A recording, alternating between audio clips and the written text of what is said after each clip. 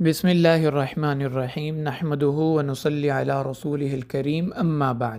یہ معاذ شریف پر نصب کی گئی چاندی کی ایک تختی ہے جو آج سے ٹھیک 420 سال پہلے یعنی 1026 ہجری میں ایک عثمانی خلیفہ سلطان احمد بن سلطان محمد نے تیار کروا کے یہاں نصب کروائی تھی۔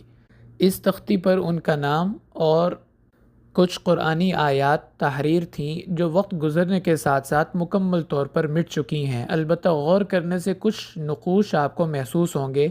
اس پر یہ عبارت لکھی ہوتی تھی: بسم اللہ الرحمن الرحیم نبئ عبادی انی انا الغفور الرحیم، سورۃ الحجر کی آیت نمبر 49۔ اس کے بعد سورۃ الاحزاب کی 3 آیات، آیت نمبر 45 سے لے کر 47 تک: یا ایھا النبی انا ارسلناک شاہدا ومبشرا ونذیرا وداعیا الی اللہ باذنہ وسراجا منیرا وبشر المؤمنین بان لہم من اللہ فضلا کبیرا۔ اس کے بعد سلطان احمد کا پورا نام اور سلسلہ نسب لکھا ہوا تھا۔ آخر میں اس کی تاریخ لکھی ہوئی ہے 1026 ہجری۔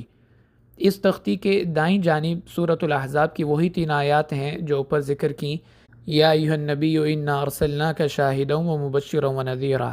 البتہ اس تختی کے بائیں جانب سورۃ اللیل کی ایک آیت مبارکہ لکھی ہوئی ہے: وَسَيُجَنَّبُهَا الْأَتْقَى الَّذِي يُؤْتِي مَالَهُ يَتَزَكَّى وَمَا لِأَحَدٍ عِندَهُ مِن نِّعْمَةٍ تُجْزَى إِلَّا ابْتِغَاءَ وَجْهِ رَبِّهِ الْأَعْلَى وَلَسَوْفَ يَرْضَى۔ تو سورۃ اللیل کی یہ آخری آیات اس تختی کی بائیں جانب لکھی ہوئی ہیں۔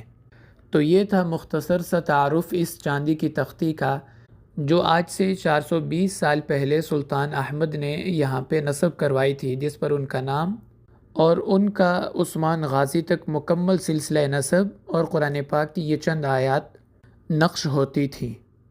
اگرچہ تحریر تو بالکل مٹ چکی ہے، لیکن ابھرے ہوئے نقوش کی وجہ سے تحریر کو سمجھنا آج بھی ممکن ہے۔ اگر آپ غور کریں تو یہ پوری تحریر آپ چاندی کی تختی پہ خود بھی پڑھ سکتے ہیں۔